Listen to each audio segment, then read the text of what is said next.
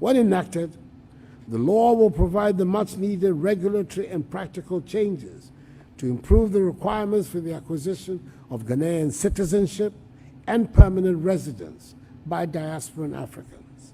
Welcome again to another episode of the Washington SXM podcast. As always, like, share, comment, and subscribe. Don't forget to click that bell to get notified whenever I drop a video. So, I did a video around a week ago.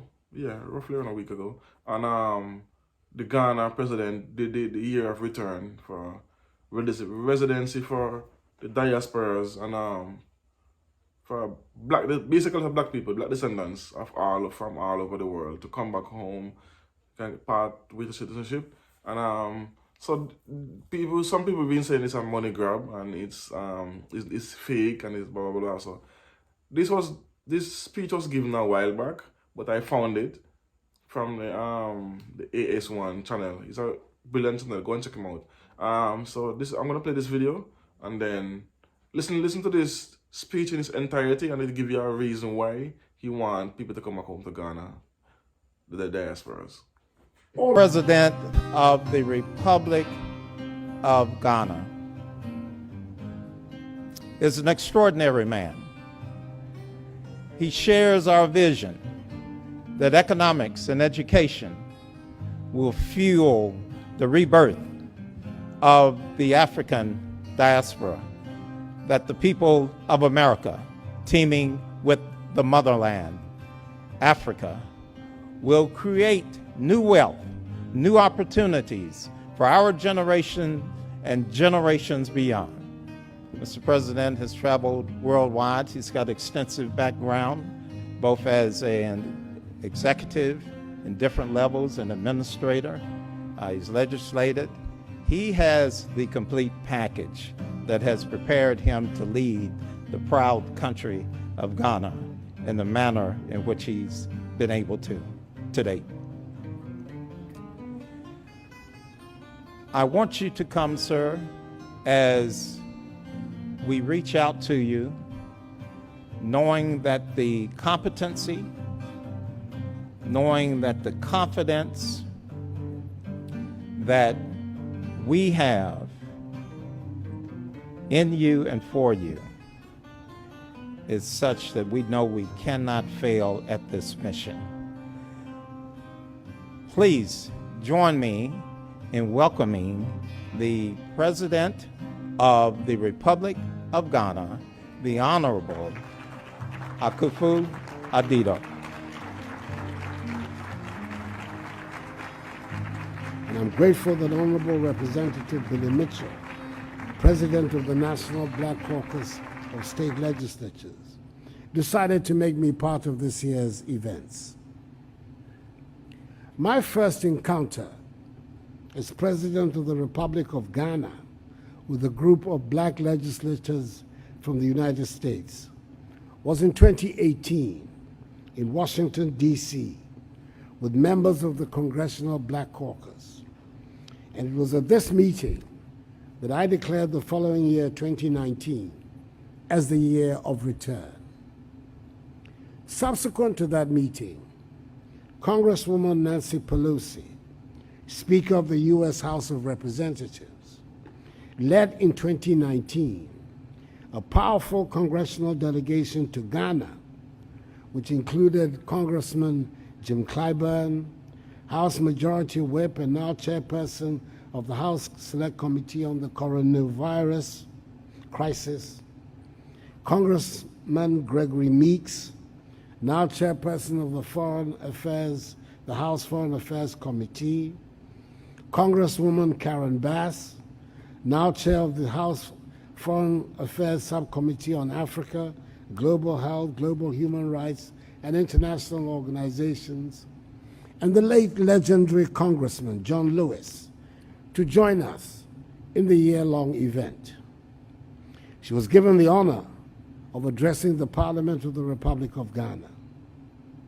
It was our hope that the year of return would be a joyful and learning experience all round for all of us on the African continent and our kith and kin from the diaspora, especially in affirming our determination that never again should the African peoples permit themselves to be subjected to such dehumanizing conditions.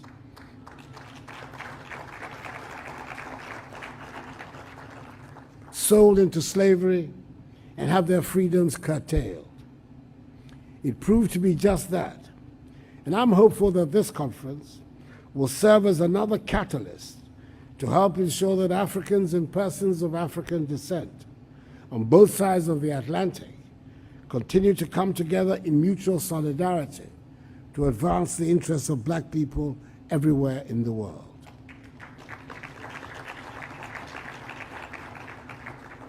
Ladies and gentlemen, in the 60 or so years since African countries attained independence, it is true that we have not always lived up to the early promise of our forebears. Political instability and poor management of our economies have meant that Africa has been described as the scar on the conscience of the world, to borrow the words of a one-time British Prime Minister. Many of Africa's young people have resorted to desperate means to escape from the continent to find a better future for themselves elsewhere. This has been exacerbated even further by the onset of the pandemic of COVID-19 and its ravages, which have affected every country on the planet. Yes, we in Africa have mercifully not witnessed the high infection rates and death tolls that some gleefully predicted for us, but which other countries in the developed parts of the world have suffered. In a population of some 31 million, we in Ghana currently have an active case count of 710 persons, with some 2 million persons tested and 5,556,210 persons vaccinated.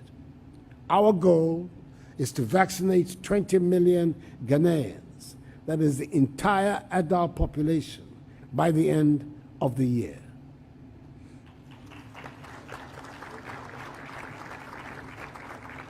We will also begin soon the vaccination of the population aged between 15 to 18.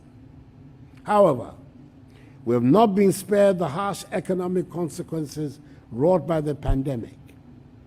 Disruptions in global supply chains, slowdown in global investments, significant job losses for businesses big and small, unprecedented volatility of stock markets, tighter global financing conditions, decline in tourism resulting from border closures, and a sharp decline in remittances are but few of the examples of the impact of COVID-19. The lessons are clear. We all fell together and looked into the abyss together.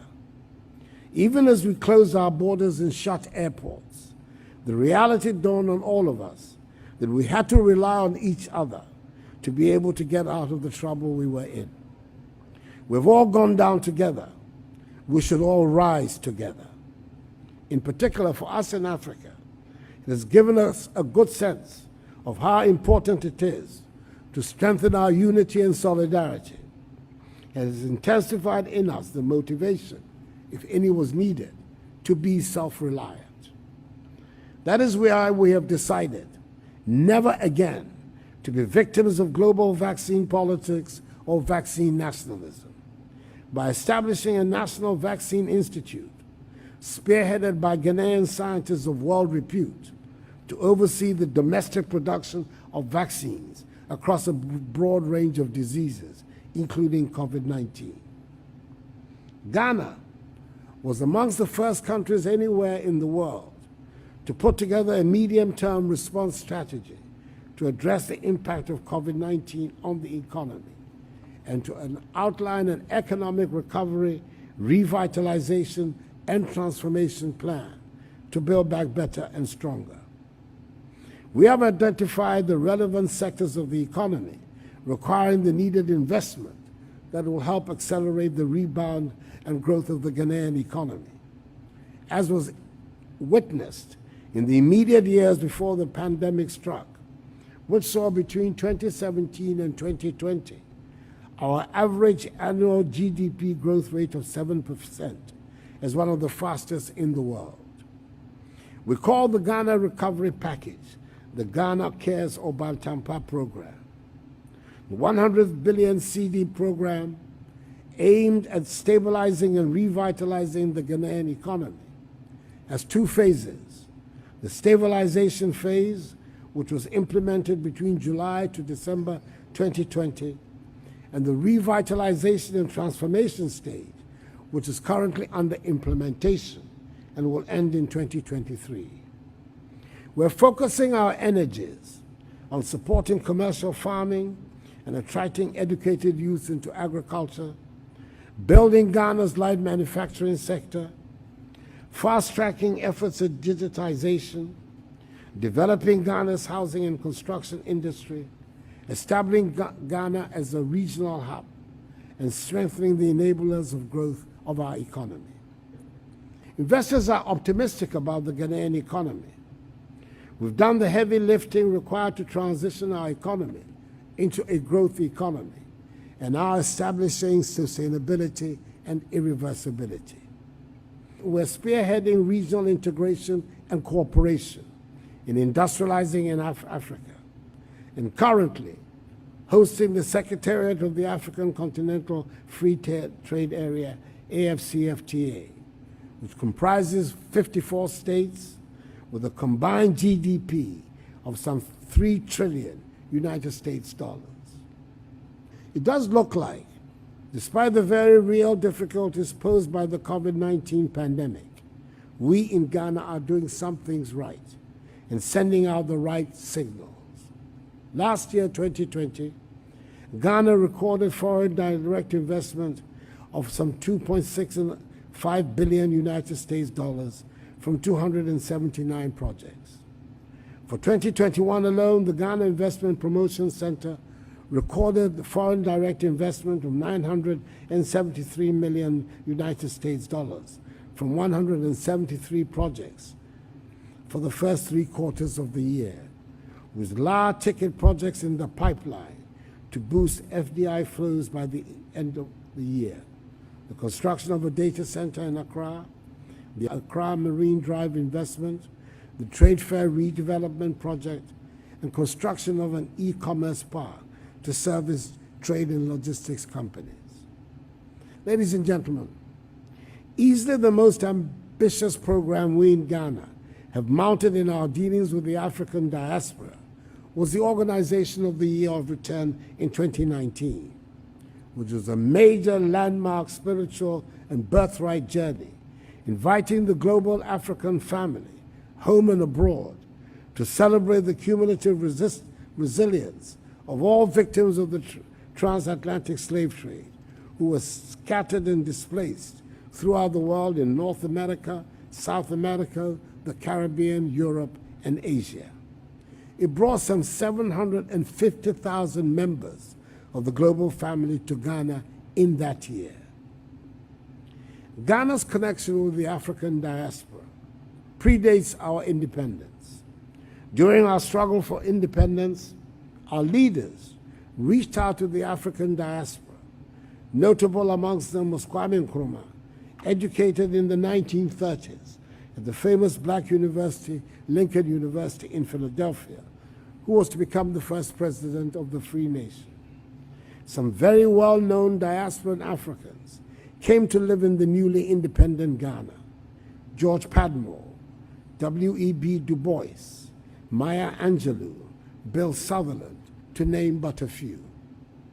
In 1992, Ghana adopted the Pan-African Historical Theatre Festival, PANAFEST, as a cultural vehicle for bringing Africans on the continent in the diaspora together around issues of the arts and culture. To coincide with the 50th anniversary of the country's independence in 2007, and in commemoration of the 200th anniversary of the abolition of the North Atlantic slave trade, the Joseph Project was launched to provide an avenue for healing and cultural exchanges between Ghanaians and the African American community. The Year of Return, held in 2019, has become the pivot around which engagements with the diasporan African family and Ghana revolves. The follow-up project, Beyond the Return, seeks now to create opportunities across several sectors of the economy and provide a platform for sustained dialogue amongst people of African descent. Currently, we're creating platforms for adoption of legal frameworks in key sectors to drive diaspora engagements. This is culminated in the Homeland Return Bill, on which we're currently working. The Homeland Return Bill recognizes Ghana's moral and spiritual obligation as an African nation to facilitate the return of diaspora Africans to Ghana and the motherland, and to initiate the legal and regulatory processes for integrating them into Ghanaian society. When enacted, the law will provide the much-needed regulatory and practical changes to improve the requirements for the acquisition of Ghanaian citizenship and permanent residence by diasporan Africans. Indeed, in the year of return, I granted citizenship to 126 members of the diasporan community in Ghana of African Americans and Caribbeans. All of us gathered here should never forget the famous admonition of the iconic Jamaican reggae star Peter Tosh, when he said, and I quote, "Don't care where you come from. As long as you're a black man, you're an African."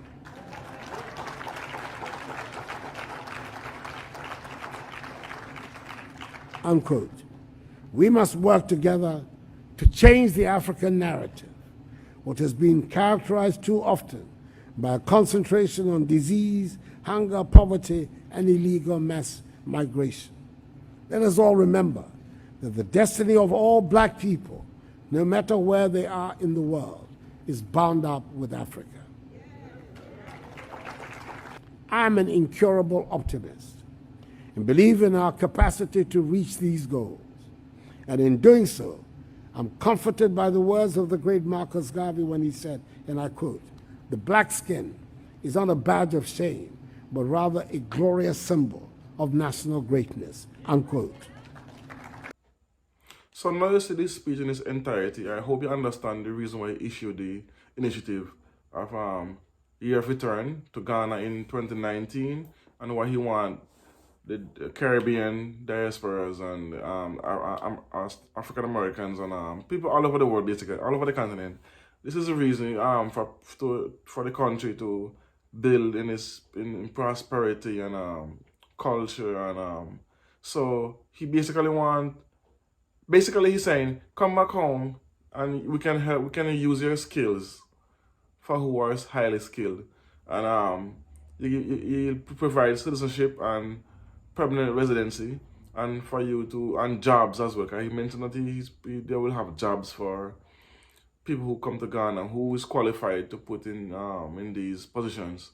So I'm thinking it's high paying jobs, so that's a good thing. And then regular people can also come back, return to Ghana and make it their home, and because we know you always need new blood or influx in any nation to different ideas, different generations. So it's a plus. I hope you hope you understand now. And for people who are saying it's a money grab or it's fake or blah blah blah blah, so you don't know.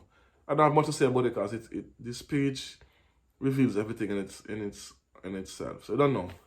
Hope I learned something again. 'Cause that's my goal, to teach people and make people realize what Africa is all about as a continent, not only countries individually, but as a continent. They don't know. So peace, one love, boom.